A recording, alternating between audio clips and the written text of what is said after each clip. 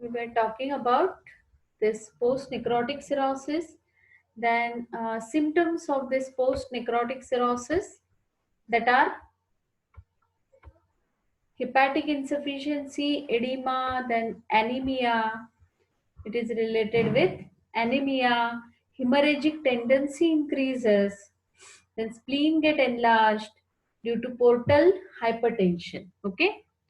So, what is portal hypertension? Is there is any idea of portal hypertension? Anyone?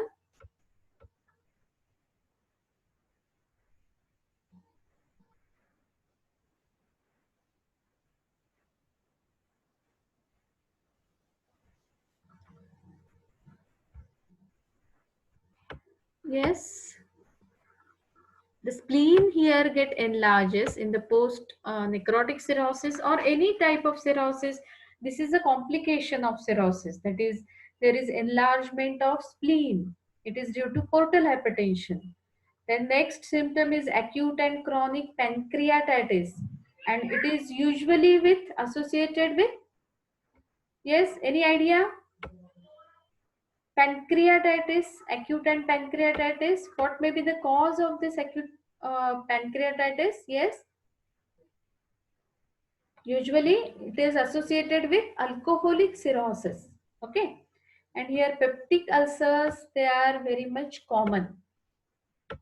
commonly seen. This peptic ulcers, they are very much commonly seen in this post necrotic cirrhosis or any other types also. Okay. So now we will just clear the doubt of portal hypertension. What is portal hypertension?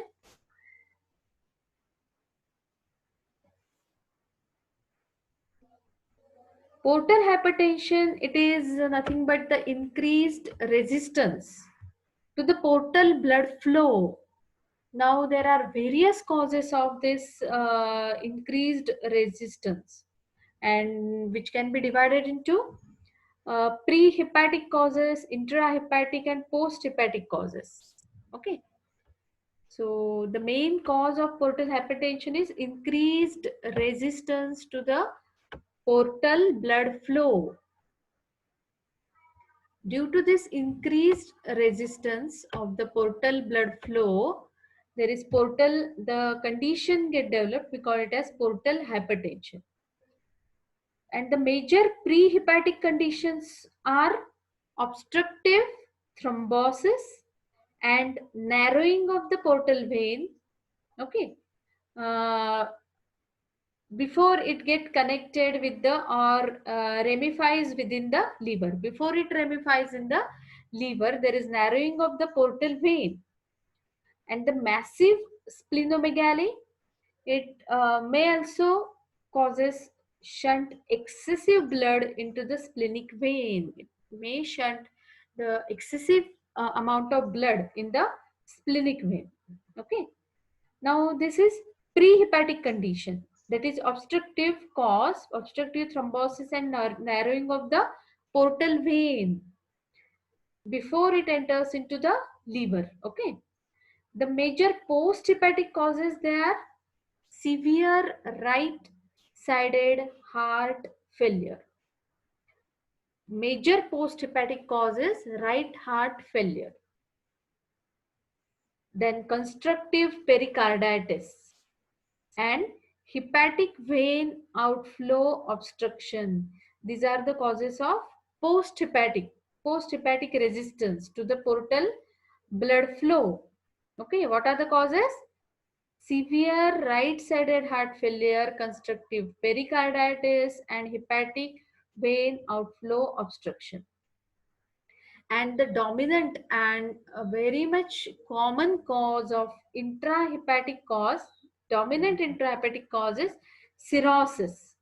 Okay, so it is very much, it is the common cause of, for the most or 80, about above 80% of cases of portal hypertension, and the cause is this cirrhosis. Okay, that is nodular regeneration, nodular formation, nodules get formed, regenerating nodules, and associated formation of the fibrous bands.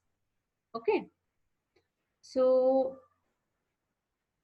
this is the portal hypertension. Okay, so the spleen get enlarged here in case of cirrhosis, and the main cause of portal hypertension is again cirrhosis. Okay, so there is splenic enlargement, then pancreatitis, it is alcoholics with alcoholic cirrhosis, and peptic ulcers, they are very much common with this cirrhosis. Okay, and lastly ascites. Lastly, ascites is again the complication of this uh, particular cirrhotic liver. Okay, so the complications of cirrhotic livers, they are the enlarged liver, we call it as Hobnail liver, Hobnail, Hobnail liver. Then there is esophageal and gastric varices, ascites, enlarged spleen, that is the effect of portal hypertension in cirrhosis of the liver. So these are the complications of cirrhosis in general. Okay, that is enlarged liver, esophageal and gastric varices associated with acute and chronic pancreatitis, then peptic ulcer formation, Hobnail liver, ascites. Okay, yesterday we talked about the ascites, how this ascites get developed. Yes, anyone? Yes. What is the cause Ma'am, of? Yes, yes. fluid get accumulated in peritoneum or abdomen Yes, but what is the cause? due to How ascites get formed? Mm, Yesterday only we due talked to about this two ascites. defects, increase in portal venous pressure Yes, intrahepatic. No, no, no. Yes, yes. Increase portal venous pressure and and associated with decrease osmotic pressure. decrease osmotic pressure, plasma Osmotic osmotic pressure. Yes. So both whenever causes. both this get combined, there is ascites. Okay. Yes. And this ascites is by because of hepatic venous outflow block and increased hepatic lymph. Okay, they Mhm. are again the contributing factors for increased portal venous pressure. Okay, Yes. so this increased portal venous pressure is because of intrahepatic vascular obstruction. Intrahepatic vascular obstruction. Low plasma osmotic pressure is because of defective albumin. Defective albumin synthesis. They causes ascites. Ascites will landed into body fluid depletion because this fluid plasma get collected in uh, it is I think about, that is in plasma, there is in this fluid it is having less than 3 gram per dl of protein. Okay, largely albumins are present. Yes. Okay, and this as the pathogenesis we are discussing of this ascites, it is associated with sinusoidal hypertension. Okay, sinusoidal hypertension is due to, that is hypoalbuminemia, that is less plasma osmotic pressure. Okay, then it is also associated with percolation of hepatic lymph into periportal cavity. Okay, the what is the normal lymph flow? It is approximates 800 to 1000 ml, that is milliliter per day. With cirrhosis, this hepatic lymphatic flow, it may approach 20 liters per day. Okay, so much of this hepatic lymph, it get accumulated in that fluid.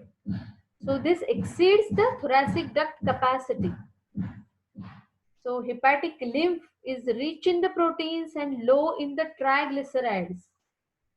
So which is reflected in the protein rich ascitic fluid. So it is this ascitic fluid, it is much of, there is it is with much of proteins, more proteins they are present than triglycerides. Okay, so this ascites, it will gives body fluid depletion. So much of fluid get accumulated in the abdomen. So body fluid get depleted. There is hypotension at the level of renal tubules, and there is retention of sodium and water ions. So this again increases the ascites. Okay. So we talked about these things yesterday. Okay. So is there is any query because this cirrhosis topic is finished now? The important types of cirrhosis we discussed. That is, we discussed about alcoholic, that is nutritional cirrhosis, post-hepatic, post-necrotic cirrhosis, then biliary cirrhosis. We again going to discuss the biliary causes in case of hepatitis. Okay, intrahepatic and extrahepatic. Okay, it is related with the biliary cirrhosis. And miscellaneous group, they are not for your syllabus. That is pigmentary cirrhosis, syphilitic cirrhosis, lipodal cirrhosis. That is not for your syllabus. What is important, that part we covered, I think. Okay. Now from tomorrow we are going to discuss about the hepatitis. So if the books are there with you, uh, you just read about hepatitis A virus, then hepatitis B virus. Okay, HBV, HAV, that is hepatitis A virus and hepatitis B virus. Please, if there are books with you of microbiology, please read about this virus. What is the structure? Okay. What is the morphology? That part, if you read from your books, it will be easy for your understanding.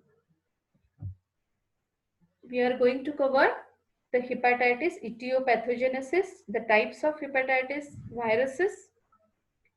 That also we are going to cover, and then lab diagnosis. Okay. So from tomorrow, we are going to discuss about hepatitis. Cirrhosis part is over.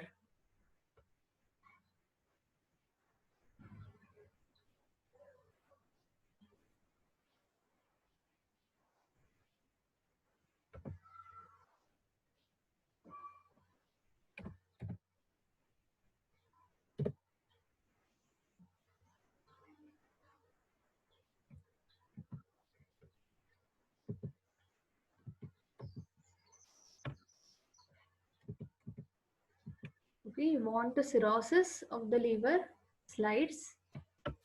Yes, ma'am. Okay, so you can take.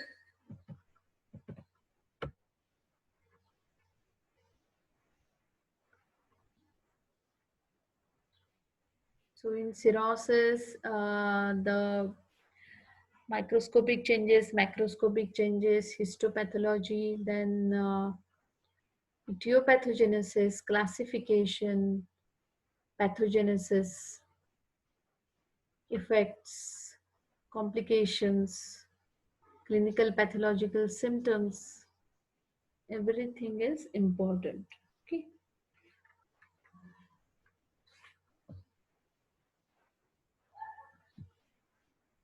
So this all forms of cirrhosis may be clinically silent, but when it becomes symptomatic, they leads to non-specific clinical manifestations like anorexia, weight loss, weakness. Then there may be osteoporosis, and in advanced conditions, there is frankly it is we can see the debility. Okay, so the hepatic failure may get developed, which usually precipitated by the superimposed metabolic load. We call it a superimposed metabolic load on the liver, because the liver cells, the efficacy is, it become very much down. So this metabolic load on the liver is more. Okay. So this hepatic failure, it get precipitated. Again, the cause of precipitation is some infections, some systemic infections, or the gastrointestinal hemorrhages.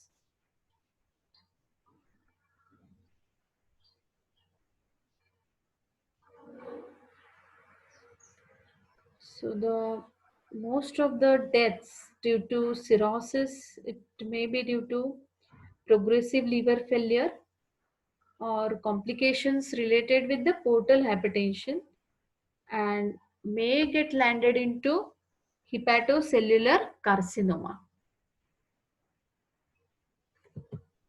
Alcoholic cirrhosis, the pathogenesis is important.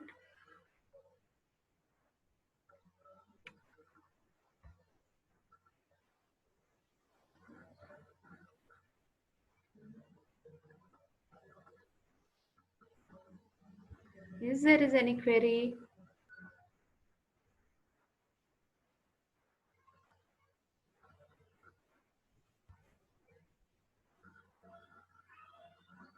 No, ma'am.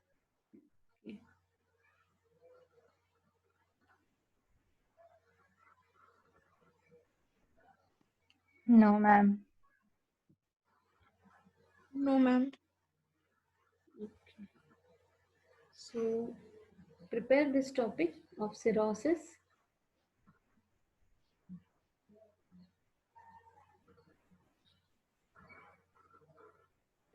So the causes of cirrhosis, alcoholic cirrhosis, they are about 60% to 70%. Viral hepatitis is 10%. Biliary disease again 5 to 10% is a cause for cirrhosis. Wilson's disease very rare.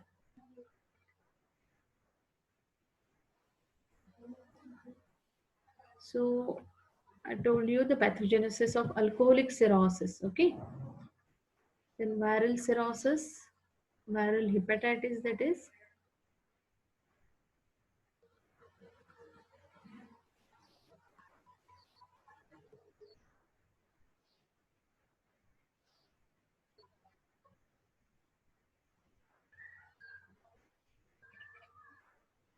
Post-necrotic cirrhosis.